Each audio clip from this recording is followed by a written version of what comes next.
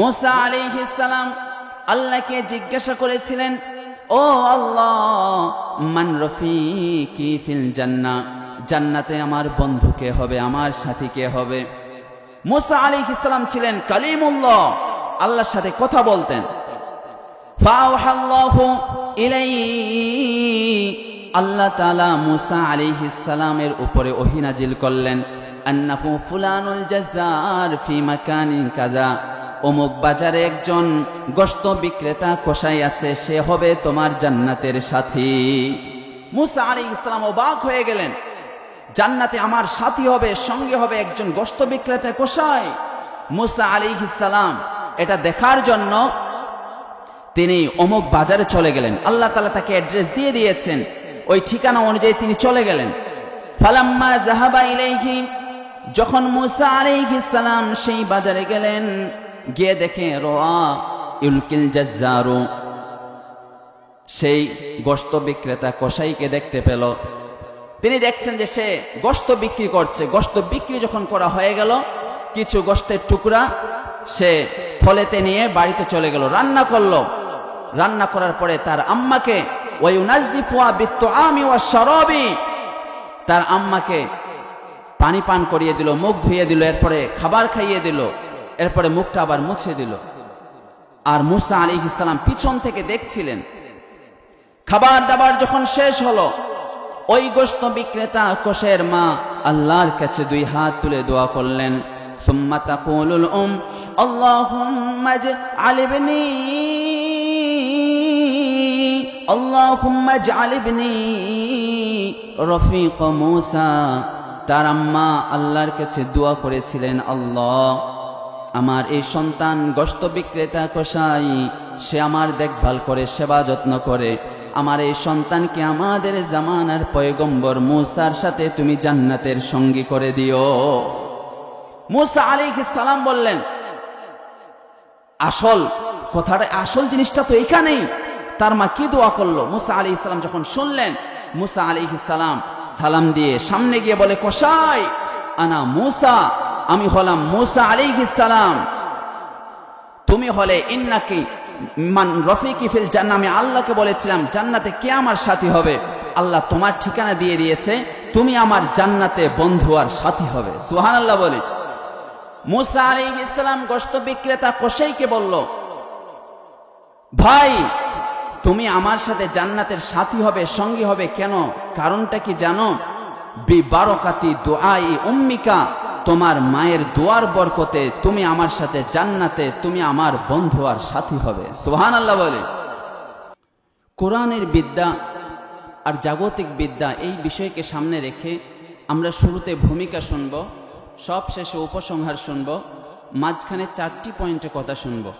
1 number কথা, যখন কোরআন পড়া ও শেখা শুরু করে তখন কি মর্যাদা। 2 নাম্বার কথা, যখন কোরআনের হাফেজ হয়ে যায় তখন কি মর্যাদা। 3 নাম্বার কথা, যখন আলেম হয়ে যায় তখন কি মর্যাদা। 4 নাম্বার কথা, কোরআনের বিদ্যা আর জাগতিক বিদ্যার মধ্যে পার্থক্য কি। এই হলো আমার আজকের আলোচনা। সবাই বলি আলহামদুলিল্লাহ। সম্মানিত উপস্থিতি, ভূমিকা, আল্লাহ তাআলা কোরআনের বিদ্যা আর জাগতিক বিদ্যার মধ্যে পার্থক্য করে দিয়েছেন। কোরআনের বিদ্যা আর জাগতিক বিদ্যা এটা কখনো সমান হতে পারে না। আল্লাহ রাব্বুল আলামিন বলেন, 23 পারা 18 নম্বর পৃষ্ঠার 12 নম্বর লাইনে আছে, 39 নম্বর সূরা, সূরা জুমার এর 9 নম্বর আয়াত। আল্লাহ বলেন, কুল হাল ইয়াস্তাউল্লাযীনা ইয়ালামুনা ওয়াল্লাযীনা লা ইয়ালামুন ইন্নামা ইয়াতাযাক্কারু উলুল আলবাব। পড়ি আল্লাহু আকবার। আল্লাহ বলেন, নবী, আপনি বলে দেন, যারা জানে আর যারা জানে না, দুজন কখনো সমান হতে পারে না। যার কাছে কোরআনের বিদ্যা আছে, দ্যার ইজ নো ইকুয়াল, তাদের সাথে তো কোনো তুলনাই হয় না।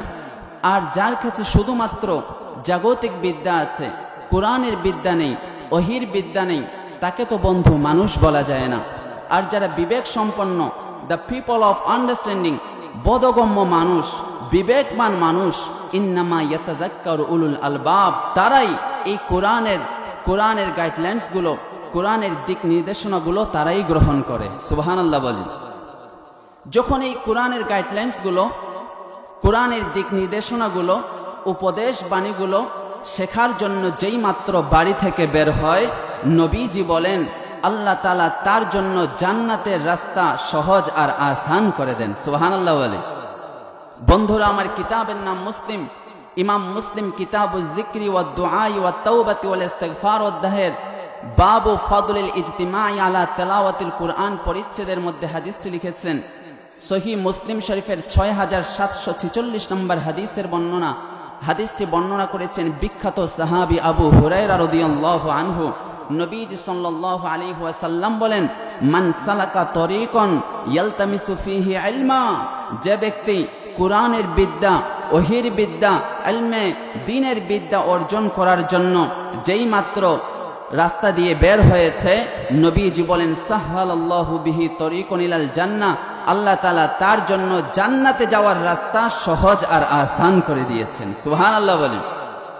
কোরআনের বিদ্যা আর জাগতিক বিদ্যার মধ্যে আল্লাহ তাআলা পার্থক্য করে দিয়েছেন।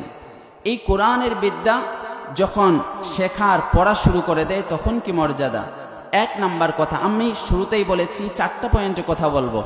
এক নাম্বার কথা, যখন কোরআন পড়া ও শেখা শুরু করে দেয় তখন কি মর্যাদা।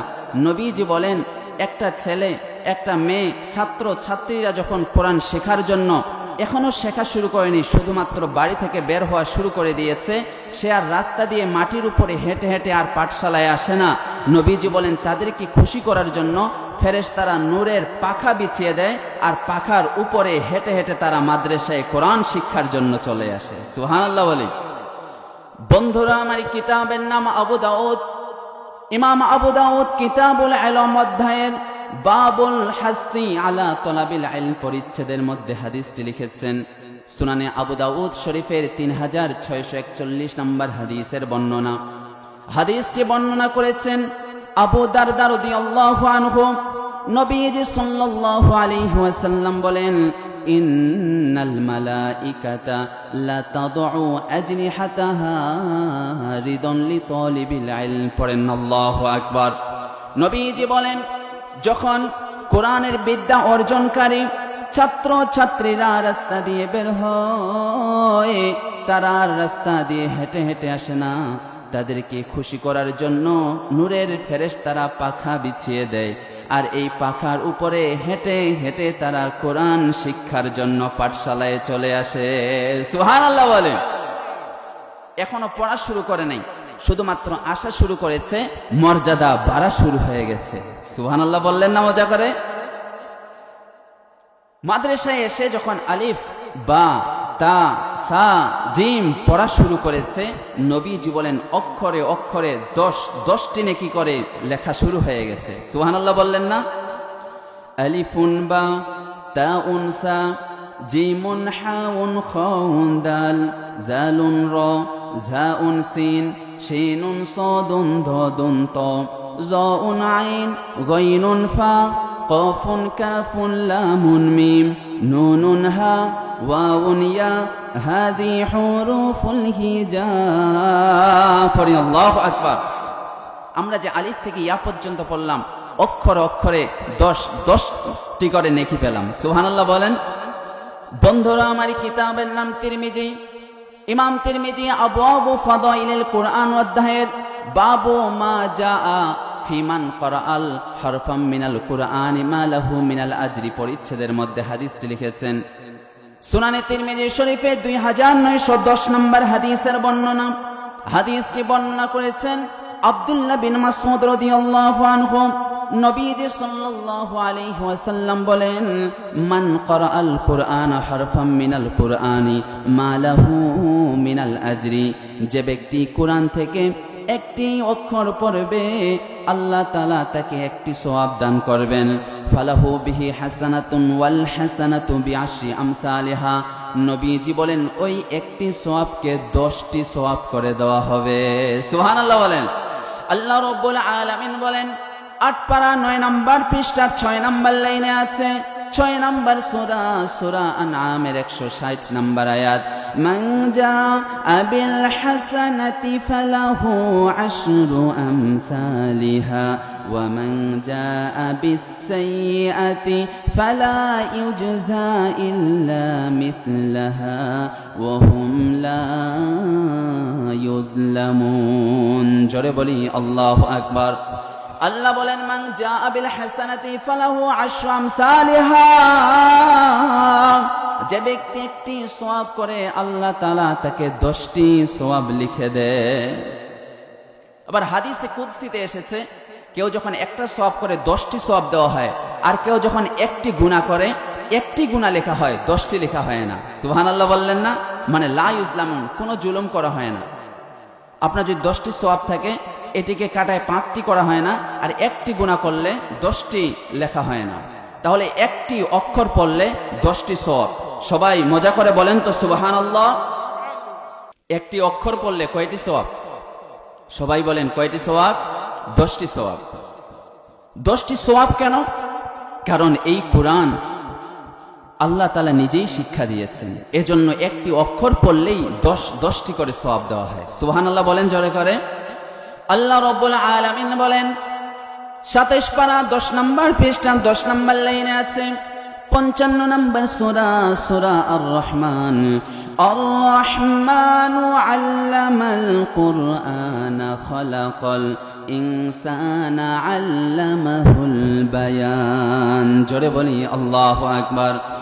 দয়াময় রহমান শিখালেন কোরআন, বানালেন ইনসান শিখালেন বায়ান। দয়াময় রহমান শিখালেন কোরআন, বানালেন ইনসান শিখালেন বায়ান। দয়াময় রহমান শিখালেন কোরআন, বানালেন ইনসান শিখালেন বায়ান। পড়ি আল্লাহু আকবার। আর Rahman, most merciful, most gracious, taught the Quran, created man and taught him eloquent speech. Rahman ওই আল্লাহ যিনি কোরআন শিখিয়েছেন, যিনি মানুষ সৃষ্টি করেছেন, যিনি মানুষকে ভাষা শিখিয়েছেন, কথা বলতে শিখিয়েছেন। সুবহানাল্লাহ বলে। তাহলে একটি অক্ষর পড়লে কতটি নেকি? কতটি নেকি? 10টি নেকি। কারণ আল্লামাল কুরআন, রহমান ওই আল্লাহ যিনি কোরআন শিখিয়েছেন। আমাদেরকে কোরআন শিখিয়েছেন একজন, আওয়াজ করে বলি তিনি কে? আল্লাহ শিখিয়েছেন। এই কোরআনের বিদ্যা, প্রাথমিক শিক্ষা, এটা আপনার ছেলেকে আপনার মেয়েকে শিক্ষা দেওয়া, এটা হলো ফরজ, এটা দিতেই হবে। নামাজ, রোজা, হজ, যাকাত, এই নলেজগুলো, বিদ্যাগুলো আপনার সন্তানকে দিতেই হবে, এটা হলো ফরজ। বন্ধুরা আমার, কিতাবের নাম ইবনে মাজাহ। ইমাম ইবনে মাজাহ শুরুতেই মুকাদ্দিমার মধ্যে বাবু ফাদলিল উলামা ওয়াল হাসি আলা তলাবিল ইলম পরিচ্ছেদের মধ্যে হাদিসটি লিখেছেন। সুনানে ইবনে মাজাহ শরীফের 224 নম্বর হাদিসের বর্ণনা। হাদিসটি বর্ণনা করেছেন আনাস বিন মালিক রাদিয়াল্লাহু আনহু। নবীজি সাল্লাল্লাহু আলাইহি ওয়াসাল্লাম বলেন, তলাবুল ইলমি ফরিদাতুন আলা কুল্লি মুসলিম। প্রত্যেক নর নারী মুসলমানদের উপরে ইলমে দ্বীন, প্রাথমিক কোরআনের বিদ্যা, এটা শিক্ষা করা ফরজ, এটা শিখতেই হবে। Seeking religious education is a duty, is a ফরজ upon every man and women Muslims. যত নর আছে, নারী আছে, মুসলমানের উপরে কোরআনের বিদ্যা, প্রাথমিক শিক্ষাটা এটা অর্জন করা ফরজ, এটা শিখতেই হবে। আপনার ছেলেকে, আপনার মেয়েকে জামিয়া মুকাদ্দাসিয়া, দারুল উলুম, হাফিজিয়া মাদ্রাসায় পাঠাবেন, আর প্রাথমিক শিক্ষাটা সে যখন অর্জন করে নেবে, এরপরে আপনার ইচ্ছা, আপনি কোথায় দেবেন দেন। কিন্তু প্রাথমিক শিক্ষাটা যদি কোরআনের বিদ্যাটা তাকে আমরা শিখিয়ে দিতে পারি, তাহলে সে আর পথভ্রষ্ট হতে পারে না। যখন এই কোরআনের বিদ্যা শেখা যেই মাত্র শুরু করে দিয়েছে, নবীজি বলেন এরা হলো যে কোরআন পড়ায় এবং পড়ে পৃথিবীর শ্রেষ্ঠ মানুষ। সুবহানাল্লাহ বললেন না? বন্ধুরা আমার, কিতাবের নাম বুখারী। ইমাম বুখারী কিতাব ফাযাইলিল কুরআন অধ্যায়ের বাবুন খায়রুকুম মান তাআল্লামাল কুরআন ওয়া আল্লামা পরিচ্ছেদের মধ্যে হাদিসটি লিখেছেন। সহিহ বুখারী শরীফের 5027 নম্বর হাদিসের বর্ণনা। হাদিসটি বর্ণনা করেছেন উসমান বিন আফফান রাদিয়াল্লাহু আনহু। নবীজি সাল্লাল্লাহু আলাইহি ওয়াসাল্লাম বলেন, খায়রুকুম মান তাআল্লামাল কুরআন ওয়া আল্লামা। তোমাদের মধ্যে সর্বশ্রেষ্ঠ ব্যক্তি ওই ব্যক্তি যে নিজে কোরআন পড়ে, কোরআন শিখে আর অপরকে শিখায়। সুবহানাল্লাহ বলেন। নিজেই কোরআন যখন পড়া শুরু করে দেয় এবং শিখার পরে অন্যকে শিখায়, অর্থাৎ কোরআনের ছাত্র, কোরআনের শিক্ষক, এরাই হলো পৃথিবীর শ্রেষ্ঠ মানুষ। এজন্য কোরআন আমাকে পড়তেই হবে, এটা শিখতেই হবে, কারণ কোরআনের প্রথম বাণী হলো ইকরা, রিড, পড়ো। আল্লাহ রাব্বুল আলামিন বলেন 30 পারা 18 নম্বর পৃষ্ঠা 8 নম্বর লাইনে আছে 96 নম্বর সূরা, সূরা আল আলাক, ইকরা বিসমি রাব্বিকাল্লাযী খলাক, খলাকাল ইনসানা মিন আলাক, ইকরা ওয়া রাব্বুকাল আকরাম الذي علم بالقلم علم الإنسان ما لم يعلم। জোরে বলি আল্লাহু আকবার। কোরআনের প্রথম কথা হলো ইকরা বিসমি রাব্বিকাল্লাযী খলাক, read in the name of your Lord who has created। খলাক, this past tense, ফেলে মাজি, অতীতকালীন সিগা, যিনি তোমাকে সৃষ্টি করেছেন তার নামে পড়ো। অর্থাৎ আমাকে পড়তেই হবে, না পড়লে বন্ধু কোরআনের বিদ্যা কেউ যদি না শিখে তাহলে তাকে মানুষ বলা যাবে না। আল্লাহ বলেন উলাইকা কাল আনআম, তারা পশুর থেকেও খারাপ, বালহুম আদল, তার থেকেও বেশি খারাপ, তারা পশুর মতো। এজন্য কোরআনের প্রথম কথা হলো ইকরা, রিড, পড়ো, আমাকে পড়তেই হবে, ঠিক কিনা বলেন?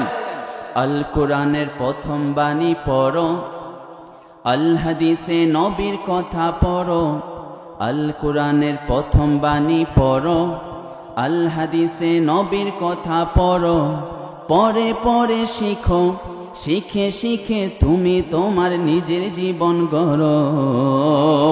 পরে আল্লাহু আকবার। কোরআনের প্রথম কথা হলো ইকরা, পড়ো। এজন্য আমরা কোরআনের বিদ্যা জামিয়া মুকাদ্দাসিয়া, দারুল উলুম, হাফেজিয়া মাদ্রাসার মতো যত কোরআনের বিদ্যার পাঠশালা আছে, এই পাঠশালায় আমাদের ছেলে মেয়েদেরকে কোরআনের বিদ্যা শিখাতে আমরা চাই কি চাই না বন্ধু বলেন?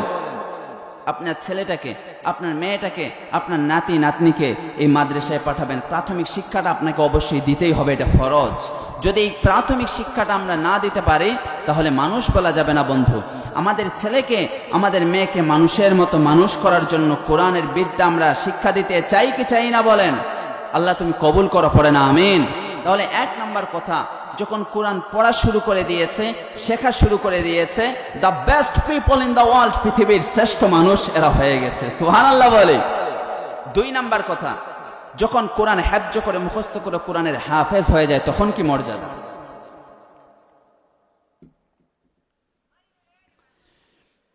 যাদের সন্তান কোরআনের হাফেজ আছে তারা আসলেই কিন্তু ভাগ্যবান। এই কোরআনের হাফেজ যাদের বাড়িতে আছে, যাদের পরিবারে আছে, যাদের এলাকায় আছে, সবাই দামি। সুবহানাল্লাহ বলেন। 2 নম্বর কথা, যখন কোরআনের হাফেজ হয়ে যায় তখন কি মর্যাদা। নবীজি বলেন এই কোরআনের হাফেজের মর্যাদা হলো কোরআনে যতগুলো আয়াত আছে এই কোরআনের হাফেজের বাড়ি হবে জান্নাতে তত তলা। সুবহানাল্লাহ বলেন।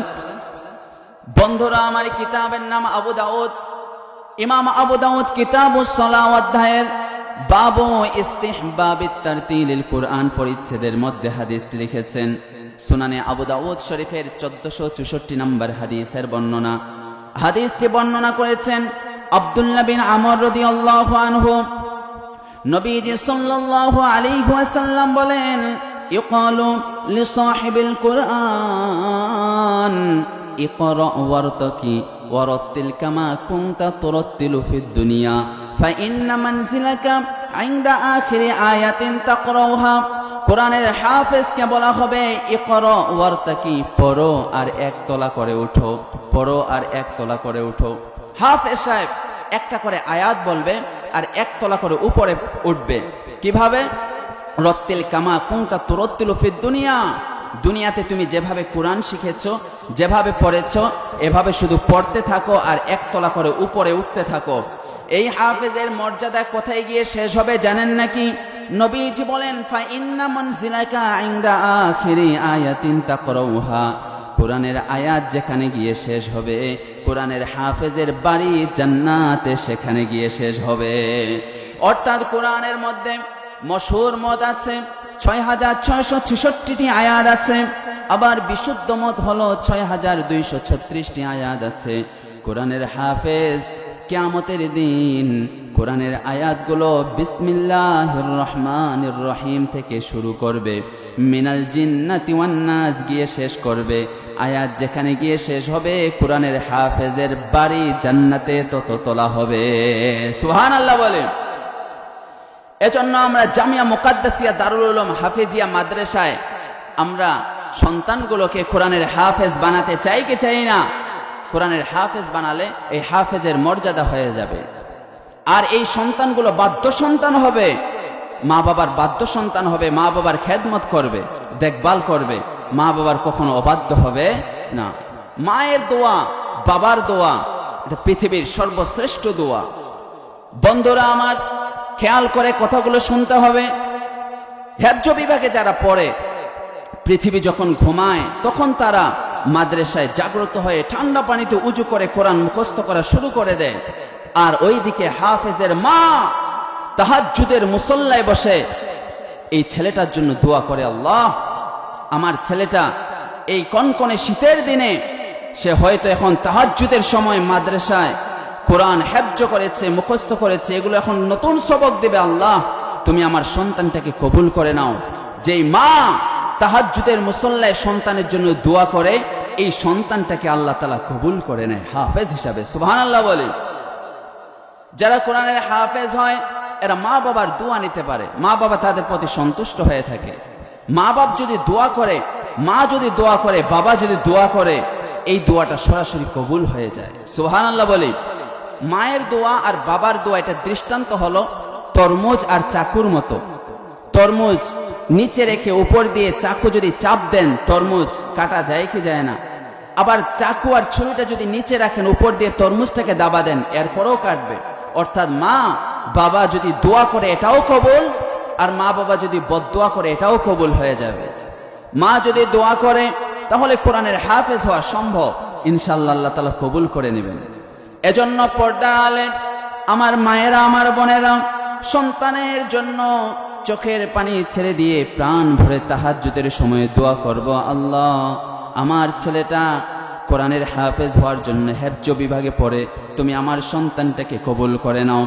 একদিকে মাদ্রাসায় এই কোরআনের হাফেজ হওয়ার জন্য ছাত্রটা দাঁড়িয়ে নামাজ পড়ে আর কোরআন যেগুলো মুখস্থ করেছে সেগুলো তেলাওয়াত করে, আরেকদিকে তার মা তাহাজ্জুদের মুসল্লায় আল্লাহর কাছে বলে, এই সন্তানের কোরআন হেফজ তেলাওয়াত আর মায়ের দোয়া যার অ্যাডজাস্ট হয়ে যাবে, আল্লাহ তাআলা তাকে কোরআনের হাফেজ হিসেবে কবুল করে নেবে।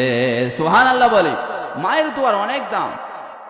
মুসা আলাইহিস সালামের জামানায় একজন কসাই, তার মা তার জন্য দোয়া করেছিল, আল্লাহ আমাদের পয়গম্বর মুসা নবীর সাথে আমার ছেলে গোশত বিক্রেতা কসাই যেন জান্নাতের সাথী হতে পারে।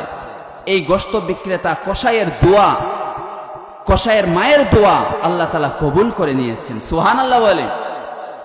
বন্ধুরা আমার, ইমাম কুরতুবীর বিখ্যাত তাফসীর গ্রন্থ তাফসীরুল জামি' লি আহকামিল কুরআন, এই কিতাবের মধ্যে ফি বাজিল আসার করে লিখেছেন, আন্না মুসা আলাইহিস সালাম সাআলা রাব্বাহু, মুসা আলাইহিস সালাম আল্লাহকে জিজ্ঞাসা করেছিলেন, ও আল্লাহ মান রফিকি ফিল জান্নাহ, জান্নাতে আমার বন্ধু কে হবে, আমার সাথী কে হবে?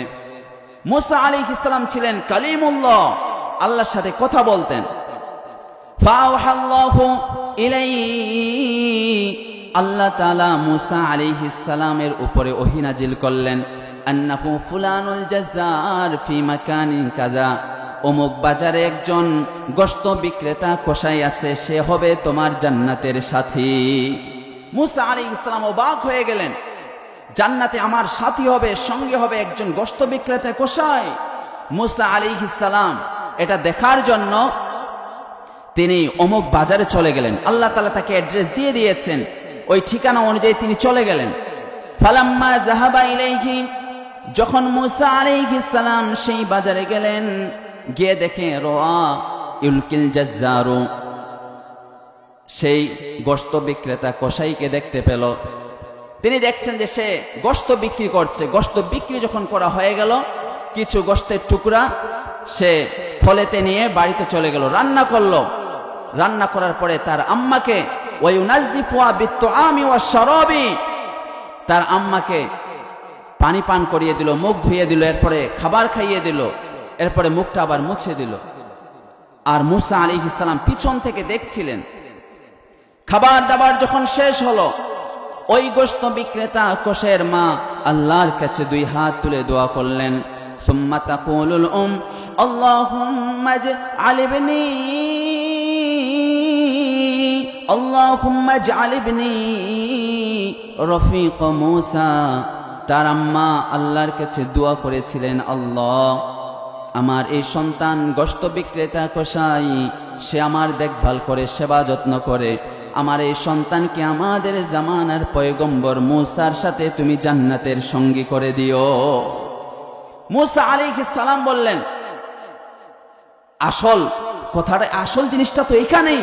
তার মা কি দোয়া করলো? মূসা আলাইহিস সালাম যখন শুনলেন, মূসা আলাইহিস সালাম সালাম দিয়ে সামনে গিয়ে বলে, কসাই, আনা মূসা, আমি হলাম মূসা আলাইহিস সালাম। তুমি হলে ইন্নাকি মান রফিকি ফিল জান্নাহ, আমি আল্লাহকে বলেছিলাম জান্নাতে কে আমার সাথী হবে।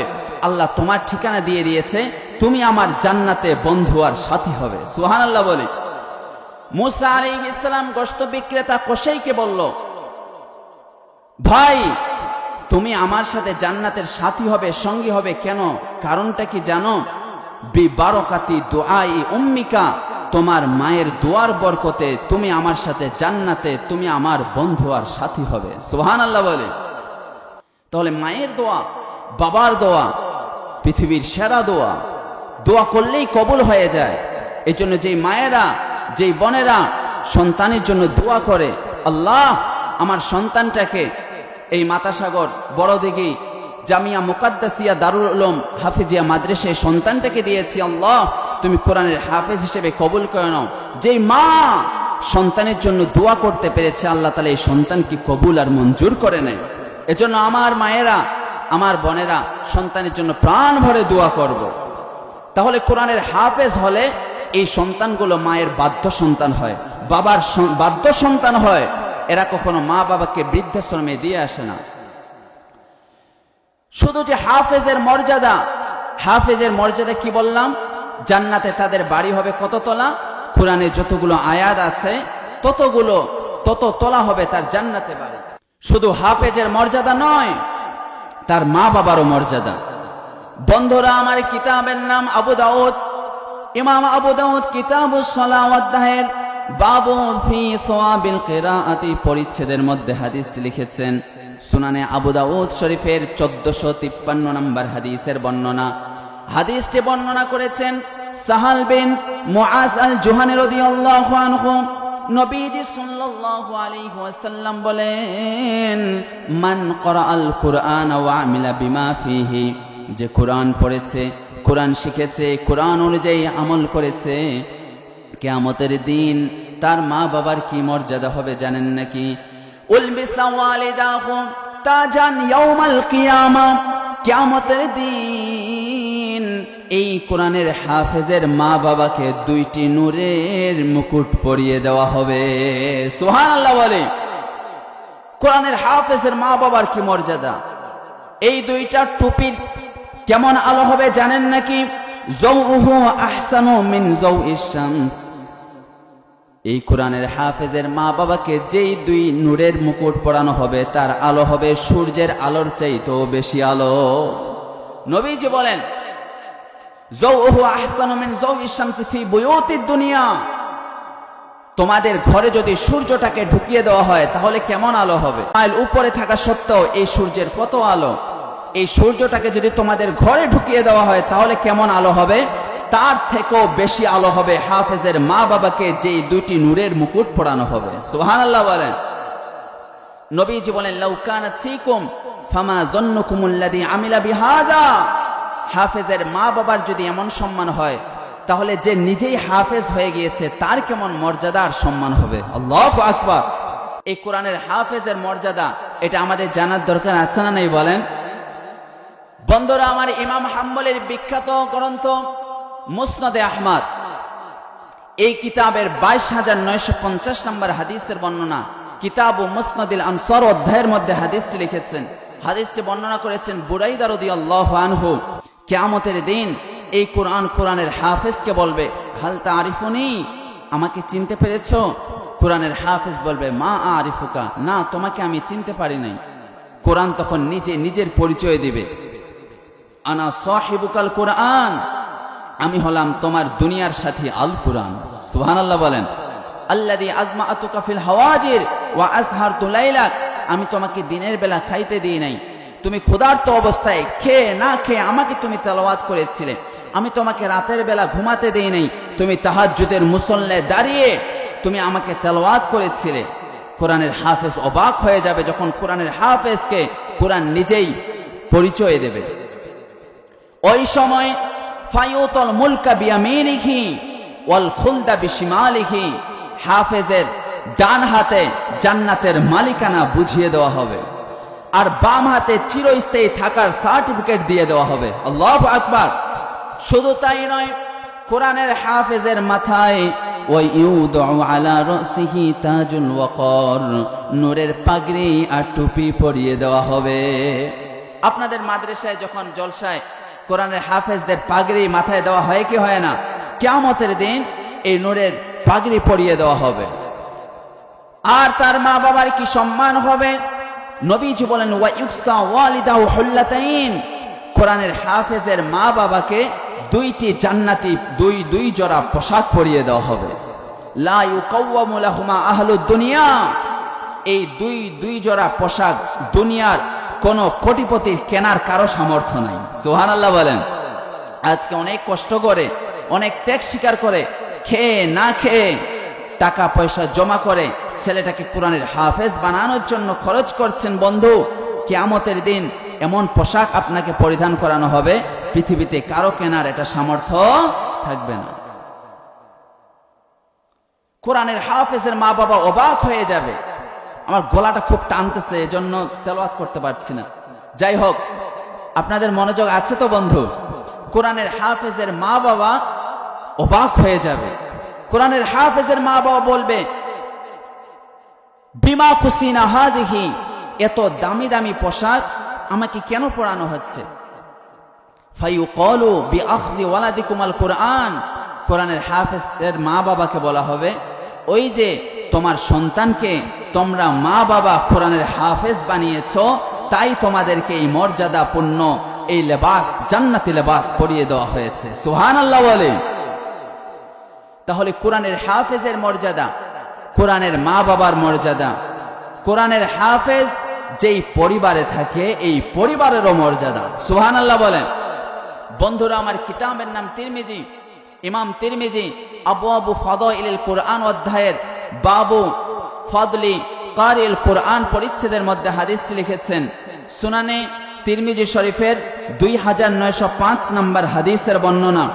হাদিসটি বর্ণনা করেছেন আলী বিন তালিব রাদিয়াল্লাহু আনহু। নবীজি সাল্লাল্লাহু আলাইহি ওয়াসাল্লাম বলেন, মান ক্বরাআল কুরআনা ফাস্তাজহারাহু, যে কোরআন পড়েছে এবং কোরআনের হাফেজ হয়েছে, ফাআহাল্লা হালালাহু ওয়া হাররামা হারামাহু, কোরআনের হালাল হারাম মেনে চলেছে, নবীজি বলেন আদখালাহুল্লাহুল জান্নাহ, এই কোরআনের হাফেজকে জান্নাতের মধ্যে প্রবেশ করানো হবে। সুবহানাল্লাহ বলেন। শুধু তাই নয়, নবীজি বলেন শাফাহু ফি আশরাতিন মিন আহলি বাইতিহি, তার পরিবার থেকে এমন 10 জনের ব্যাপারে সুপারিশ করার অধিকার দেওয়া হবে, কুল্লুহুম ক্বাদ ওয়াজাবাত লাহুন নার, হাফেজের পরিবারে এমন 10 জন যাদের জন্য জাহান্নাম অবধারিত হয়ে গিয়েছিল, এই কোরআনের হাফেজ যে হালাল হারাম মেনে চলেছে, এই কোরআনকে হেফজ করেছে, আমল করেছে, তাকে এই 10 জনের ব্যাপারে সুপারিশ করার অধিকার দেওয়া হবে। আর এই কোরআনের হাফেজ তার পরিবার থেকে এমন 10 জন যারা জাহান্নামে চলে গিয়েছে তাদের ব্যাপারে সুপারিশ করবে, আর আল্লাহ তাআলা এই কোরআনের হাফেজের সুপারিশ গ্রহণ করে তাদেরকে জাহান্নাম থেকে বের করে জান্নাতের মধ্যে দাখিল করবে। সুবহানাল্লাহ বলে। তাহলে কোরআনের হাফেজের মর্যাদা, কোরআনের হাফেজের মা বাবার মর্যাদা যেই পরিবারে থাকে এই পরিবারেরও মর্যাদা, যেই এলাকায় থাকে এই এলাকারও মর্যাদা। সুবহানাল্লাহ বলেন। আমাদের তো কোরআন পড়ার সময় হয় না, কিন্তু একজন কোরআনের হাফেজ সে 1000 বার এই কোরআন খতম করেছে। আল্লাহু আকবার বলেন। সম্মানিত উপস্থিতি, আমরা আলোচনা শুনছিলাম কোরআনের বিদ্যা বনাম জাগতিক বিদ্যা। আমরা প্রথমে ভূমিকা শুনেছি, এরপরে 4টি পয়েন্টে আমরা কথা শুনছিলাম। 1 নাম্বার কথা হলো কোরআন পড়া ও শেখা যখন শুরু করে দেয় তখন কি মর্যাদা। আমরা এতক্ষণ পর্যন্ত যা শুনেছি, যখন পড়া শুরু করে দিয়েছে, the best people in the world, পৃথিবীর শ্রেষ্ঠ মানুষ হিসেবে গণ্য হয়েছে। 2 নাম্বার কথা, যখন কোরআনের হাফেজের মর্যাদা আমরা বলা শুরু করে দিয়েছি, তখন কোরআনের হাফেজের মর্যাদা, তার মা বাবার মর্যাদা, সে জান্নাতি, তার মা বাবা জান্নাতি, তার পরিবারও জান্নাতি। সুবহানাল্লাহ বলে। কিন্তু আমল করতে হবে কোরআন ও হাদিস অনুযায়ী। 4টা পয়েন্ট থেকে আমরা 2টা পয়েন্টে আলোচনা শুনেছি। এতক্ষণ পর্যন্ত যা কিছু কোরআন ও হাদিসের আলোকে আলোচনা করা হলো, আল্লাহ তাআলা আমাদেরকে বুঝার ও আমল করার তৌফিক দান করেন, পড়ি আমিন।